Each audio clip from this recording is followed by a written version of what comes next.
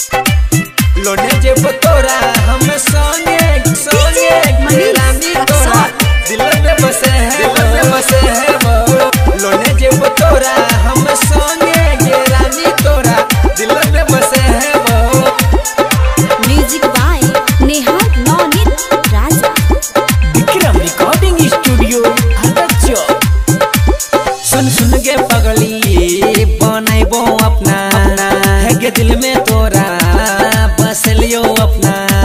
सुन के पगली बनाइबो अपना दिल में गे तोरा बस लियो अपना।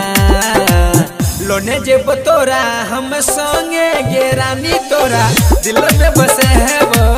लोने जेब तोरा हम संगे गे रानी तोरा दिल में बसे है वो। सुन के घर की मन लेने बातो तोरे चक्कर में हम रहलो पासो दिल में तोरा बस लियो गे रानी तोरा अपना बने लियो। दिल में तोरा बस लियो गे रानी तोरा अपना बने लियो। लोने जेब तोरा हम संगे संगे गे रानी तोरा दिल में बसे है वो।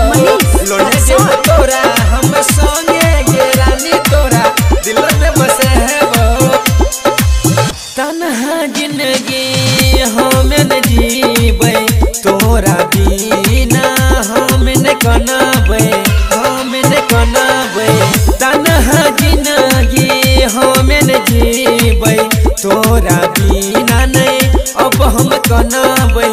जाई न गेलै हन गौआ के गोरी अब हम नहीं डरेबै कर लेबो हम शादी के पगली अब हम नहीं डरेबा। लोने जेब तोरा हम संगे संगे के रानी तोरा दिल में बसे है वो। लोने जेब तोरा हम संगे के रानी तोरा दिल में बसे है वो। चंद किशोर लक्ष्मण संगे खुश तू रही है सुनहरानी। चंद किशोर लक्ष्मण संगे तू खुश रही है सुनहरानी। कोना जीते के राजा गे रानी तू खुश रही है। दिल से दुआ दै छियो गे रानी तू खूब खुश रही